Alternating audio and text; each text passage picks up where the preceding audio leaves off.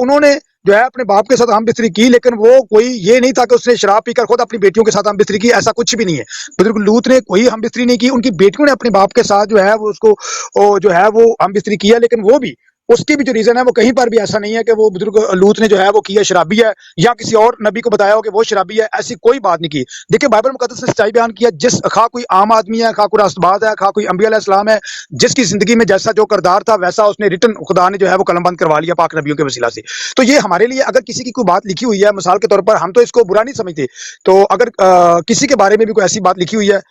تو جو یہ مرضی مطلب سمجھتے تو ہین سمجھتے ہیں، تو یہ ہمارے لیے مشل راہ ہے کہ ایماندار لوگ جو ہیں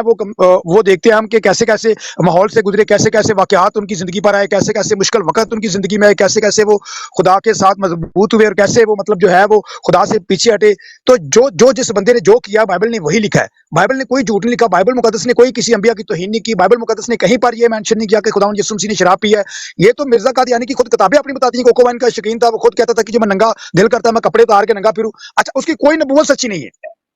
کوئی نبوت سچی نہیں ہے، کوئی ایک بات مرزا قادیانی کی سچی نہیں ہے، اور یہ آگے جی بائبل توہین کرتی ہے۔ بائبل نے لوط کو راست باز کہا، اب ان کو کیا پتا کہ راست باز کس کو کہتی ہے؟ اب بزرگ ابراہیم کو نبی بھی کہا گیا، راست باز بھی کہا گیا، تو اس کا مطلب یہ تو نہیں کہ اس کو راست باز اگر کہا گیا تو اس کی توہین ہوگی۔ راست باز کا ان کو پتہ ہی نہیں ہے، کیونکہ ان میں راست بازی کا کوئی کام ہے نہیں مرزائیوں کے اندر، تو ان کو کیا پتا کہ راست بازی کسے کہتے ہیں۔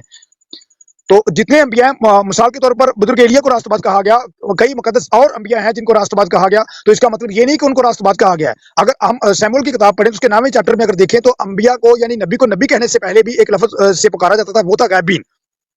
اور غیبین سے بھی پہلے اگر دیکھا جائے تو پیدائش کی کتاب بتاتی ہے، وہ ہم دیکھتے ہیں اکثر نئے عہد نامہ میں بھی اس کے کچھ ہمیں حصہ ملتے ہیں ان کی تعریف میں، ان کی جو بائبل مقدس ان کی وضاحت کرتی ہے، ان کے بارے میں حابل کے بارے میں راست باز لکھا ہوا ہے، دیگر اور لوگوں کے بارے میں راست باز لکھا ہوا ہے، نوح کے بارے میں راست باز لکھا ہوا ہے، حالانکہ بزرگ نوح بھی جو تھے، نوح علیہ السلام جو تھے وہ بھی انبیاء تھے، لیکن ان کے بارے میں بھی راست باز لکھا ہوا ہے، بزرگ ابراہیم علیہ السلام کے بارے میں بھی راست باز لکھا ہوا ہے۔ تو ان کو یہ پتہ ہی نہیں کہ راست باز کسے کہا جاتا ہے، تو بیچارے آ جاتے ہیں ضد کرنے، نہیں جی نہیں وہ تو انبیاء کی توہین بائبل نے کر دی۔ اب وہ بائبل جس کو قرآن مجید جو ہے وہ شہادت کے طور پر کہتا ہے کہ یہ جو ہے وہ ہدایت ہے، اس میں نور ہے اس میں، اور وہ خداوند یسوع مسیح کی ذات جس کو قرآن مجید کہتا ہے کہ کلمت اللہ ہے، روح اللہ ہے، اور قرآن مجید سورہ مریم میں کہتا ہے کہ سلام اس دن پر جس دن وہ پیدا ہوا، جس دن وہ مرے گا، جس دن وہ اٹھایا جائے گا۔ تو اب اس کے بارے میں یہ مرزا قادیانی کہتا ہے کہ وہ شرابی ہے۔ اب کون سا مسلمان یا دنیا کا کون سا بندہ اس بات کو مانے گا کہ قرآن مجید اس کو صالح کہہ رہا ہے، قرآن مجید جس کو ایماندار کہہ رہا ہے، قرآن مجید جس پر سلام بھیج رہا ہے، اس کو اگر مسلمان مان لے کہ جی یہ شرابی، تو اس کا مطلب ہے کہ وہ قرآن مجید کا انکاری ہے۔ تو نعوذ باللہ ایسا بالکل بھی نہیں ہے، یہ مرزائیوں کی خود پاکٹ بک کا استعمال ہوتا ہے میرے بھائیو، یہ ہم دیکھ چکے ہیں غالباً کوئی 4-5 سال سے میں بھی ان سے وابستہ ہوں،